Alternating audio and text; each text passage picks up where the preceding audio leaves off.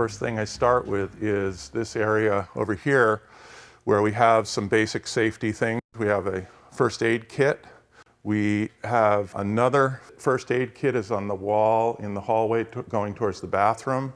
We have some safety glasses. Everyone's required to wear some kind of eye protection in the wood shop, no matter what you're doing. There are also in this bottom cabinet, there are some face shields. If you're doing something like lathe work or something where there's a lot of chips that your glasses aren't protecting you from, you can add the face shield, which is right in there. There's a fire extinguisher on the wall over here just as you enter the room. There's a fire extinguisher right here and another one down the wall a little bit further. Hopefully you won't need those, but it's good to know where they are. We do have an eye wash bottle here. It's filled with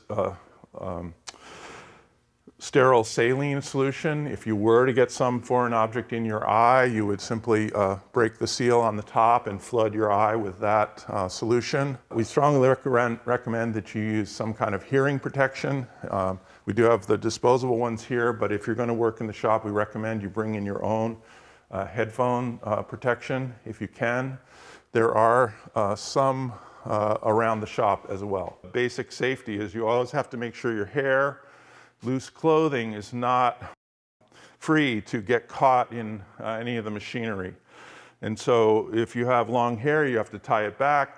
If you have loose sleeves, you've got to roll those up, or make sure you don't have loose clothing that could get caught in any of the machinery.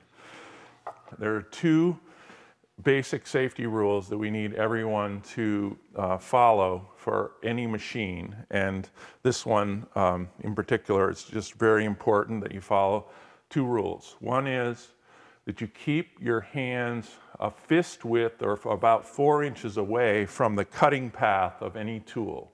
So in this case, the saw cuts front to back along inside this yellow guard here. So that is, your hand should never be more than get closer than 4 inches to this zone right here. The other rule that I like everyone to remember is to ask the question, if the wood disappears, is your hand still safe?